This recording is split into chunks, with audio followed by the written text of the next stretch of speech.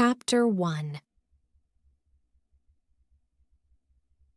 Mystery Girl. It all began on a beautiful spring morning in a village called Whistler in Canada, a pretty little village in the mountains of British Columbia. There was a cafe in the village with tables outside, and at one of these tables sat a young man. He finished his breakfast, drank his coffee, looked up into the blue sky, and felt the warm sun on his face. Nick Lortz was a happy man. The waiter came up to his table. "More coffee?" he asked. "Yeah, great," said Nick. He gave the waiter his coffee cup. The waiter looked at the camera on the table. "On vacation?" he said. "Where are you from?" "San Francisco," Nick said. He laughed. "But I'm not on vacation. I'm working. I'm a travel writer, and I'm doing a book on mountains in North America. I've got some great pictures of your mountain." The two men looked up at Whistler Mountain behind the village. It looked very beautiful in the morning sun. "Do you travel a lot then?" asked the waiter. "All the time," Nick said. "I write books, and I write for travel magazines. I write about everything: different countries, towns, villages, rivers, mountains, people." The waiter looked over Nick's head. "There's a girl across the street," he said. "Do you know her?" Nick turned his head and looked. "No, I don't." "Well, she knows you, I think," the waiter said. "She's watching you very carefully." He gave Nick a smile. "Have a nice day." He went away, back into the cafe. Nick looked at the girl across the street. She was about 25, and she was very pretty. "She is watching me," Nick thought. Then the girl turned and looked in one of the shop windows. After a second or two, she looked back at Nick again. Nick watched her. "She looks worried," he thought. "What's she doing? Is she waiting for somebody?" Suddenly, the girl smiled. Then she walked across the street, came up to Nick's table, and sat down. She put her bag down on the table. The bag was half open. "Hi, I'm Jan," she said. "Do you remember me? We met at a party in Toronto." "Hi, Jan," said Nick. He smiled.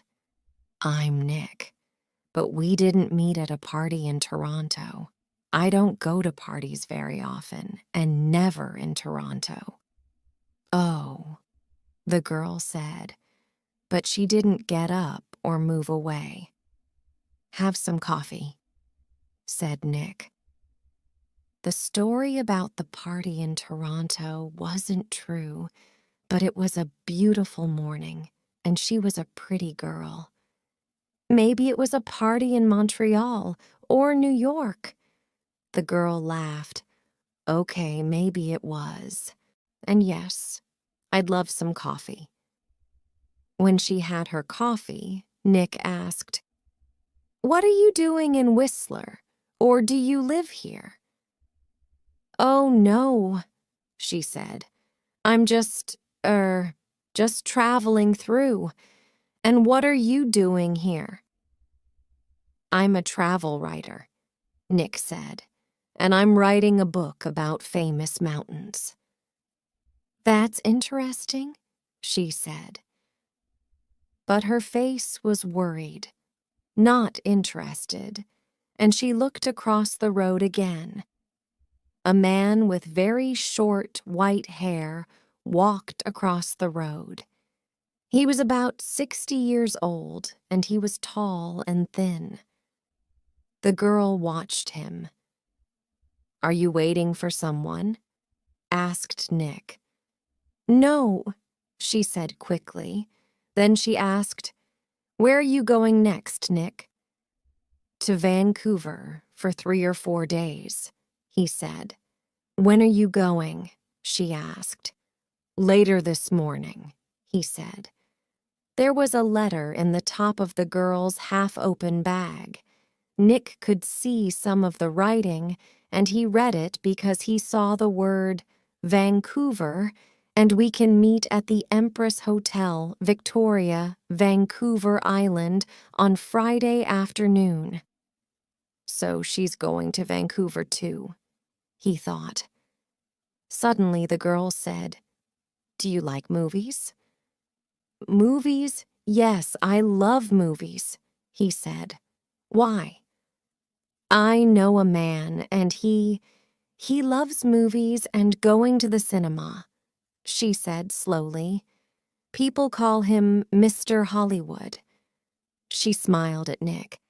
Can I call you Mr. Hollywood too? Nick laughed. Okay, he said. And what can I call you? She smiled again. Call me Mystery Girl, she said. That's a good name for you, said Nick. Just then, the man with white hair came into the cafe.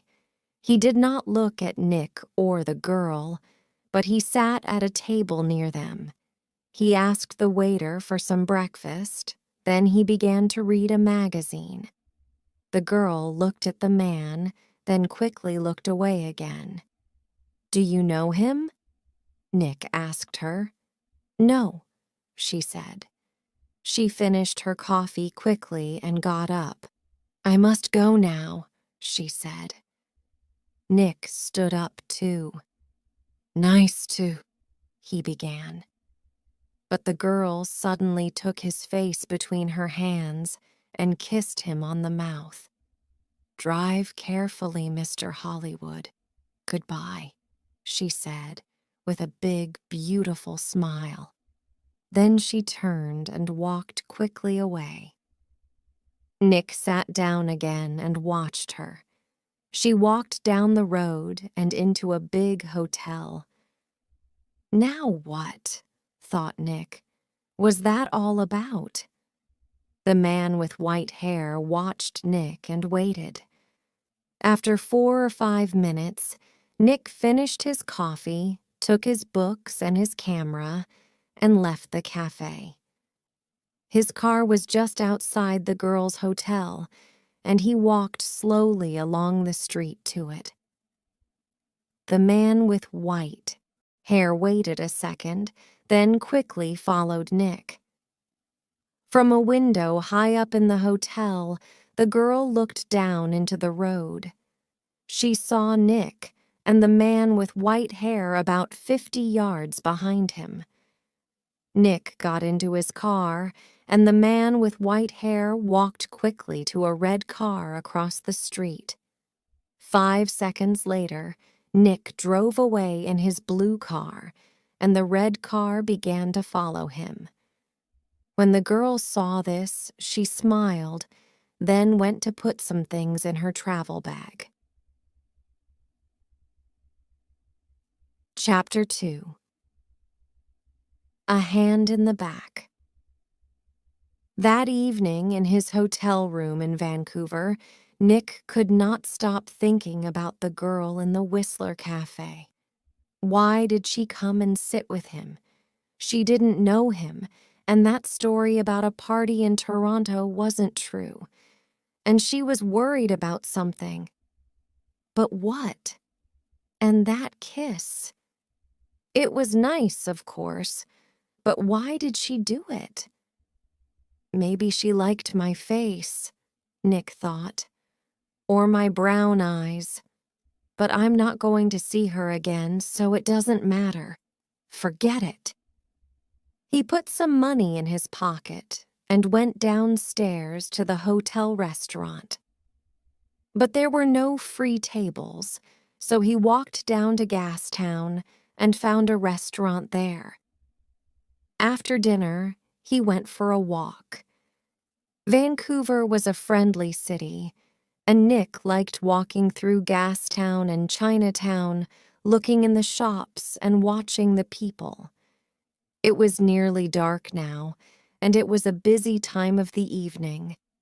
There were a lot of cars and a lot of people. After a time, Nick began to walk back to his hotel. He came to a busy street and waited with a small crowd of people to go across. A tall woman in a blue dress stood next to him. She turned and smiled at him. "It's the first warm evening of spring," she said. "It's nice to be out after the long, cold winter." "Yeah," said Nick. "It's great, it's—" Suddenly, there was a hand in his back, and the hand pushed Nick into the road. Nick fell on his face in front of a big green car. People screamed, but the green car stopped only inches from Nick's head. The woman in the blue dress ran into the road and pulled Nick to his feet. "Are you okay? What happened?" she said. The driver of the green car shouted angrily at Nick, but Nick did not hear him. "Somebody pushed me," he said to the woman. "I didn't fall. Somebody pushed me." "Pushed you?" said the woman. "Who? I didn't see anybody." Nick looked at the faces of the people near him, but he didn't know them. Then he saw a man's back. The man was tall and thin and had very short white hair. He walked quickly away down the street and did not look back. "Hey, you!" Nick shouted. "Wait!" But the man did not stop, and he was soon lost in the crowds. "Did he push you?" asked the woman in the blue dress. I don't know," Nick said. "Do you know him?" she asked. "I don't know his name," Nick said, "but I know that short white hair. Now where did I see it before?" The woman began to move away. "I must get home," she said. "Are you okay now?" "Yeah, I'm okay," Nick said. "And thanks. Thanks for your help." "That's okay." The woman smiled. "Be careful now." Back in his hotel, Nick sat on his bed and thought. It was an accident. Nobody pushed me. It was an accident. Nobody wants to kill me. And there are hundreds of men in Vancouver with white hair. It was 1 o'clock in the morning, but Nick couldn't sleep. He listened to the cars in the road, and he looked at the night sky through his hotel room window. Then he sat at the table and tried to write some more of his book about mountains, but he couldn't think about his work. He got back into bed.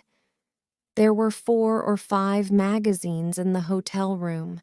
They were not very interesting, but Nick sat in bed and opened one and saw a photo of Mystery Girl.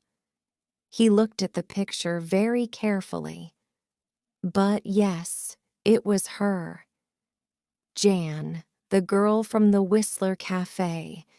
She was next to a man of about 50 or 55, and they were in the garden of a big, expensive house. They smiled at the camera, and they looked very happy. Canadian millionaire, Howard Hudson, and his daughter Meg, it said under the picture, at their home in Toronto. Meg Hudson, not Jan, not Mystery Girl. Meg Hudson, the daughter of a millionaire. Nick read it again.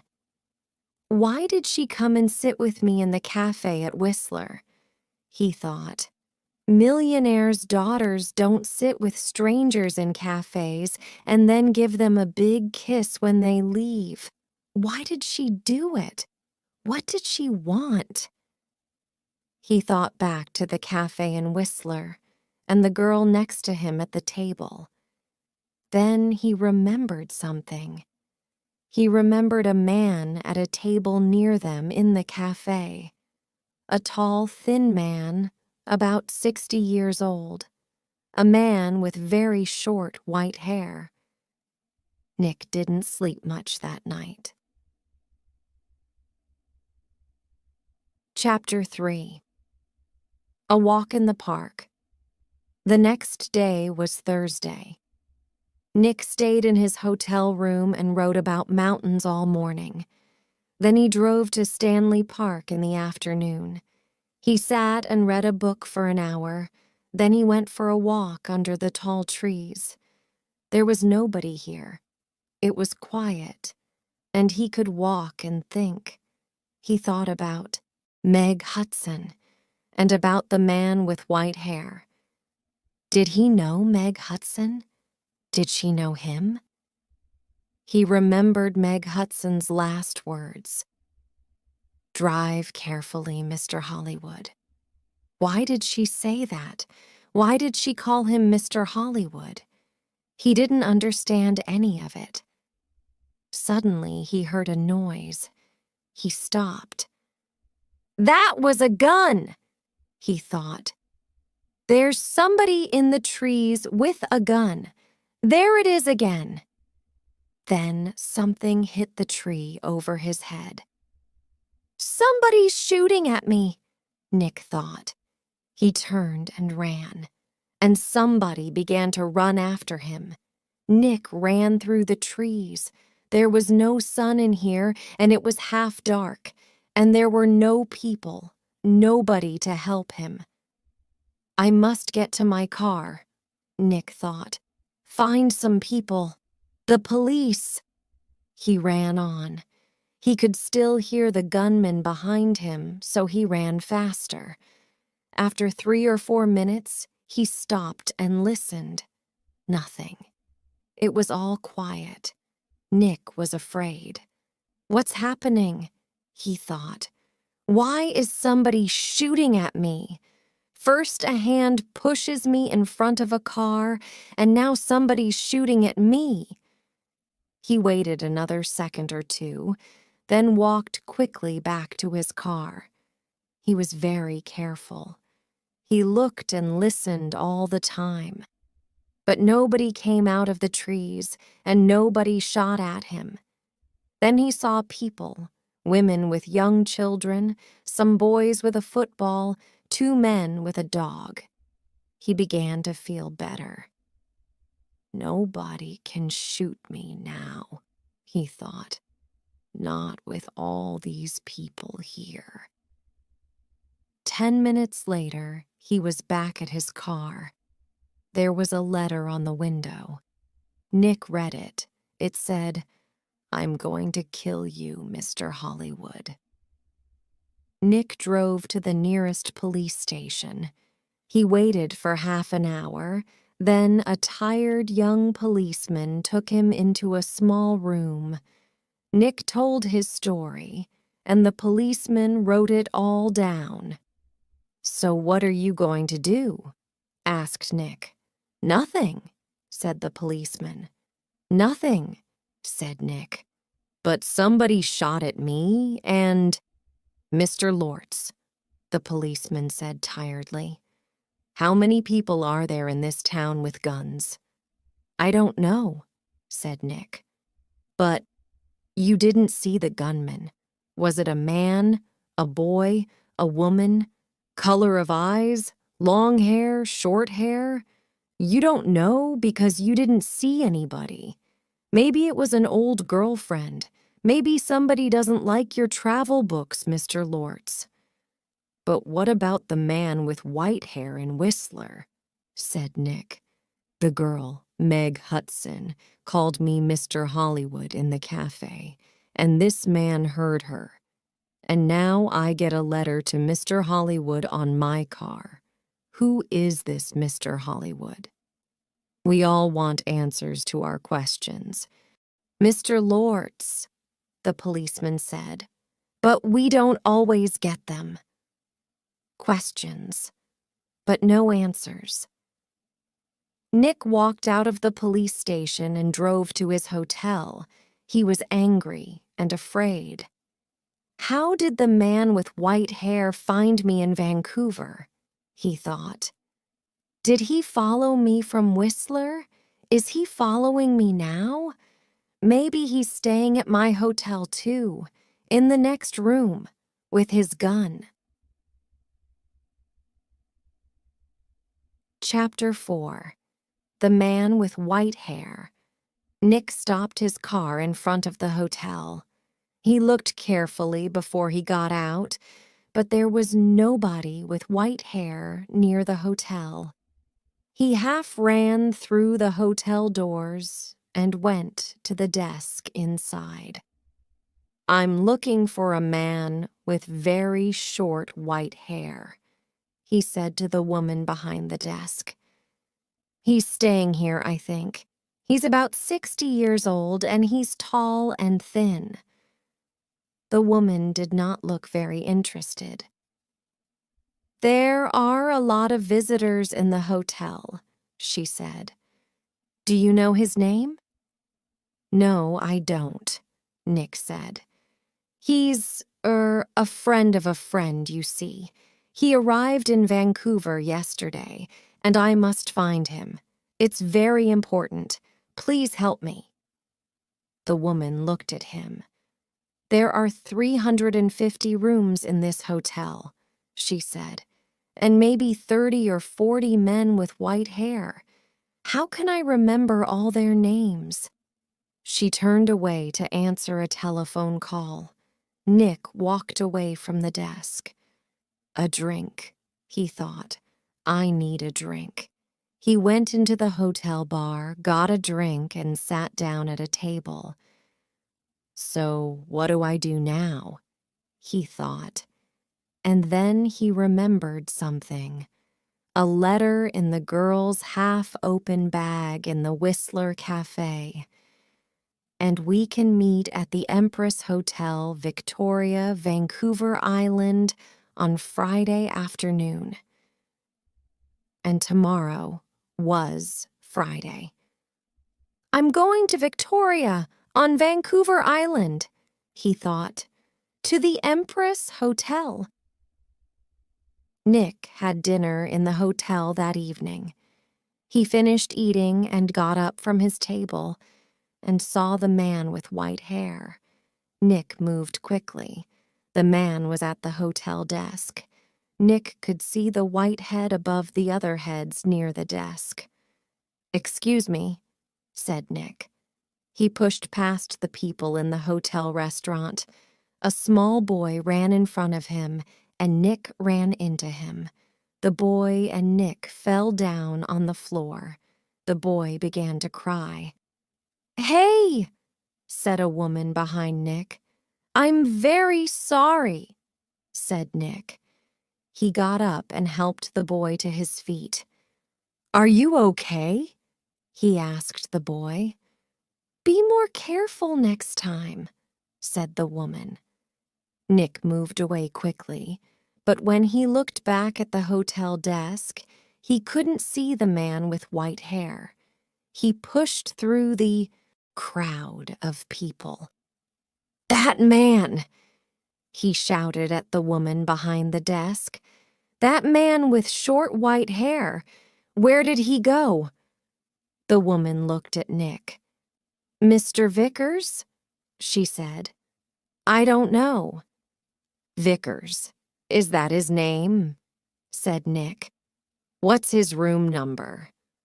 I'm sorry, I can't tell you that, the woman said. But I need to, began Nick. The woman turned away to answer the telephone. After a second or two, Nick went upstairs to his room. Vickers, he thought. Does Meg Hudson know Mr. Vickers? I need some answers. and I need them quickly. Chapter 5. Vancouver Island. Tsawwassen was about 23 miles south of Vancouver. Nick drove there in his car the next morning for the 1 o'clock ferry to Vancouver Island.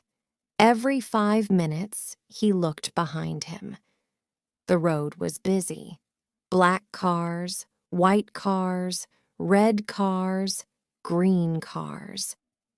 Maybe Vickers was in one of them. At Tsawwassen, Nick drove his car onto the ferry. There were a lot of cars and crowds of people. Nick got out of his car and walked up and down the ship. He looked for a man with white hair, but he didn't see one. Soon the ferry began to move, and Nick felt better. He found the ferry restaurant and got something to eat. More people came in. Nick looked at the faces of all the older men. Some had hats on, so he looked for somebody tall and thin, but there was nobody. Maybe he's not on the ferry, Nick thought. Maybe he's back in Vancouver. Later, Nick walked around the ship again. Once, he thought he saw the man with white hair in the crowds, but he could not be sure. 90 minutes after leaving Tsawwassen, the ferry arrived at Swartz Bay on Vancouver Island, and Nick went back down to his car. Swartz Bay was 20 miles north of Victoria. Nick drove quickly and again looked behind him every 4 or 5 minutes. Once, he saw a red car about 200 yards behind him. Did I see that car on the road from Vancouver to Tsawwassen? He thought. He drove more slowly, but the red car still stayed 200 yards behind him, and Nick couldn't see the driver's face or hair. Soon he was in the busy streets of Victoria, and Nick didn't see the red car behind him again. Victoria was a city of gardens and beautiful old buildings. Nick liked Victoria very much, but today he wasn't interested in gardens or buildings. He found the Empress Hotel, went inside, and walked across to the desk. "Can I help you?" a young man asked Nick. "I'm meeting a friend here this afternoon," said Nick. "Miss Hudson." "Hudson?" said the young man. "Wait a minute." He went away and came back. "Sorry, but there's no Miss Hudson staying here." Nick took something from his pocket. It was the photograph of Meg and her father from the magazine. "This is her," he said. The young man looked at the picture. "Oh, right. You mean Howard Hudson's daughter," he said. "She's not staying here, but I saw her 10 or 15 minutes ago. She was with somebody, a man. He asked me about the tea room." "The tea room?" said Nick. "Where's that?" The man with short white hair was tired. He couldn't sleep, and he couldn't eat. He thought about only one thing all the time. He drove and he watched, and he waited and he followed. When he drove into Victoria, the streets were busy, and suddenly he lost the blue car in front of him. Angrily, he drove around the city, past all the big hotels. "I must find him," he said. "I must do it. Today." Then he saw the Empress Hotel, and in the street outside it, a blue car. He drove past the hotel, left his car, and ran back down the street. He went across the road and walked past the downstairs windows. There was a big room with tables and chairs and a lot of people.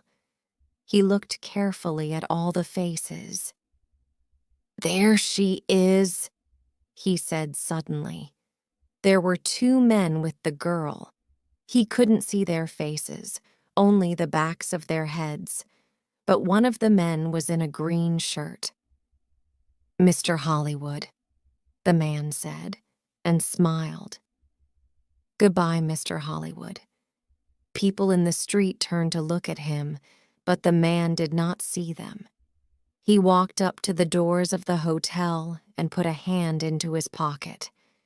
Inside, the gun was cold and hard. Chapter 6. A Tea Party. Nick looked through the doors of the tea room in the Empress Hotel. Meg Hudson sat at a table with a man. The man was about 30, or maybe a year or two younger. He was tall and brown from the sun. He wore a white shirt, white trousers, and white shoes. He said something to Meg, and she laughed. She looked very happy. A waiter came up to Nick. "Can I get you some tea?" he asked. "No, thanks," said Nick. "I'm with the two people over there," and he walked across to Meg's table. "Hello, mystery girl," said Nick. "Remember me? We met at Whistler. Your name was Jan then, but maybe today it's Meg Hudson." Meg Hudson looked up at him. "Oh," she said, and her face went red. "Who is this, Meg?" asked the man. "This is Nick," said Meg. "He's a writer. Nick, this is Craig Winters." "Sometimes called Mr. Hollywood," said Nick. "Maybe. But how did you know that?" asked Craig Winters. "I guessed," said Nick. "And I think I'm beginning to understand. Can I ask you a question, Mr. Winters? Does somebody want to kill you?" Craig Winters's face went white. "Kill me? What are you talking about?" asked Meg. "Before I tell you, answer this question, please," said Nick. "You called me Mr. Hollywood in Whistler, and you wanted the man at the next table, the man with white hair, to hear you. Is that right?" Meg Hudson did not answer at first. Then she said quietly, "Yes." "Why?" asked Nick. "I wanted him to follow you, and not me." "Why?" Nick asked again. "I think he's a detective," said Meg. "And I think he's working for my father. I saw him soon after I left Toronto. He followed me." Meg put her hand on Craig Winter's arm. "My father doesn't like Craig. A month ago, he told me not to see Craig again. I'm not happy, and he knows that. I think he guessed that I'm meeting Craig, and now he wants to find Craig and stop him seeing me." "Stop him?" said Nick. "Or kill him?" "No," Meg Hudson said. "Daddy doesn't—" "The man with white hair pushed me in front of a car in Vancouver," Nick told her, "and he shot at me in Stanley Park." "What?" said Meg. Tell me about this man with white hair," Winters said suddenly. Nick looked at him. "He's about 60, and he's tall and thin," he said. "Do you know his name?" asked Winters. "Vickers," said Nick. Craig Winters suddenly looked ill. Did he follow you to Victoria? Did he follow you here?" "I don't know," said Nick. He watched Winters. "You're afraid of him. Why? Why does this man Vickers want to kill you, Winters? Before Craig Winters could answer, Meg's face went white. Oh, no, she said. Look over there, by the door. Nick and Craig Winters turned to look. At the door of the tea room stood the man with white hair.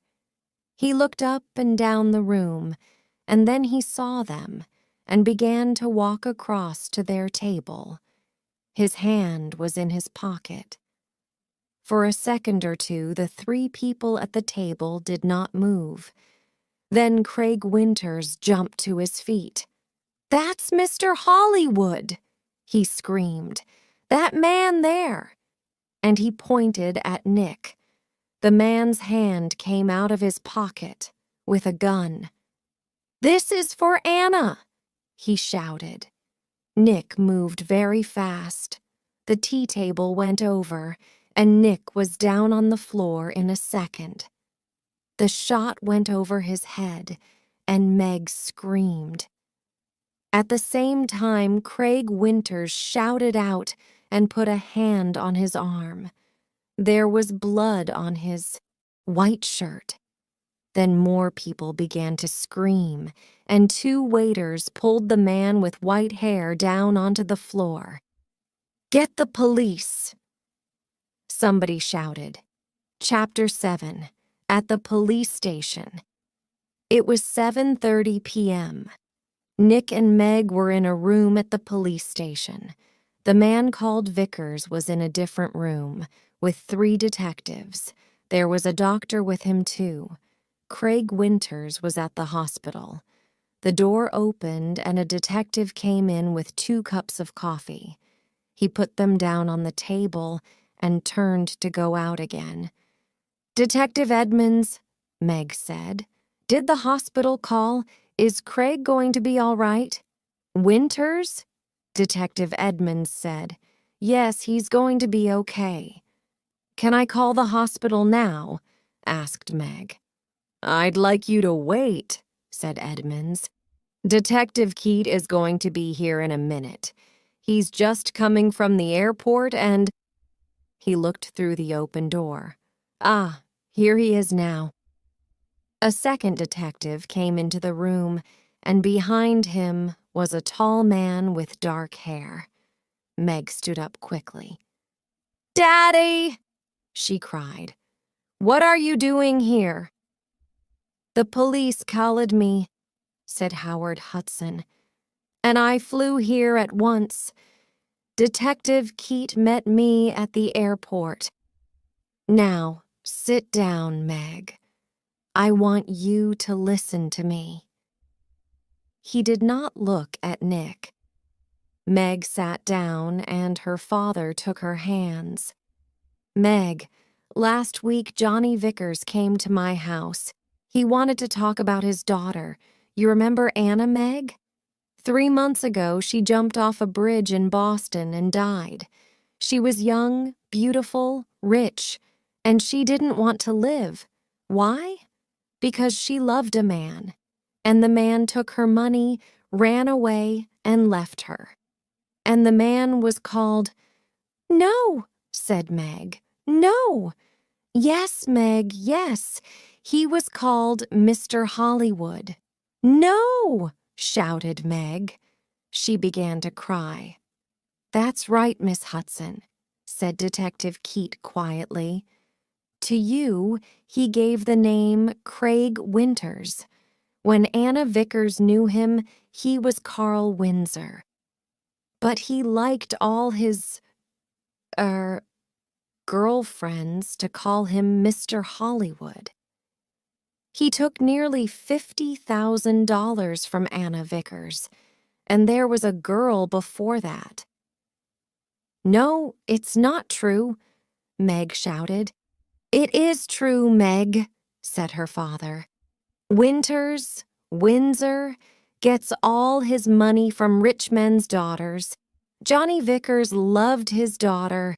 He went to her house in Boston after she died. He read her letters and learned about the money and the name Mr. Hollywood. And when he came to my house, I told him about you, Meg. I said, my daughter's got a new boyfriend, and she calls him Mr. Hollywood. I don't like him, but I can't stop her. She's going away to meet him next week, I think. What can I do? Johnny put his hand on my arm and he said, don't be afraid for your daughter. I'm going to find that man and stop him. Meg said nothing. Her face was very white. For a minute or two, nobody spoke. Then Detective Edmonds said, Vickers told us all about it, Miss Hudson. He followed you to Whistler and saw you with... Nick began to understand. With me in the cafe, and Meg called me Mr. Hollywood. Howard Hudson looked at Nick. You're the travel writer guy, right? Lortz. Nick Lortz, said Nick. Vickers nearly killed me. He shot at me twice and... But Howard Hudson was not very interested in Nick. He looked at his daughter again. How much money did you give him, Meg? He said. I gave him $25,000, said Meg. Only for 2 or 3 months, he said. Then She began to cry again. Well, you can say goodbye to that money, said Hudson angrily. What's going to happen to Vickers?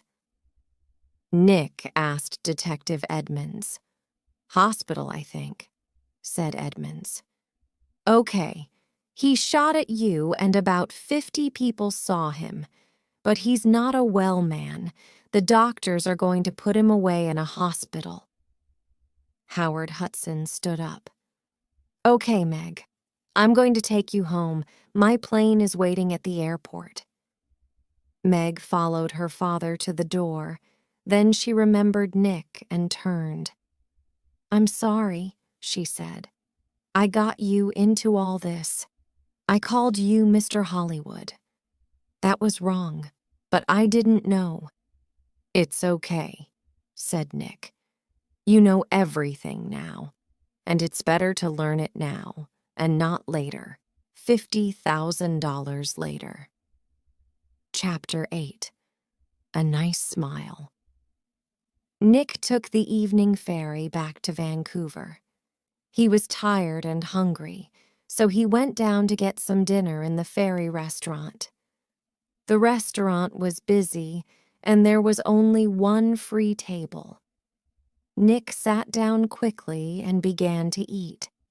I must get back to work tomorrow, he thought, and forget about millionaires' daughters and men with guns. Excuse me, somebody said. Can I sit with you? Nick looked up. There was a pretty girl next to his table. He got up. It's okay, he said. You can have this table. I don't want it.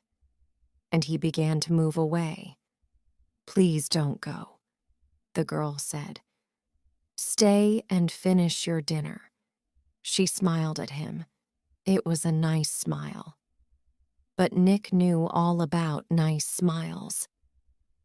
I'm not hungry, he said. And he walked quickly out of the restaurant.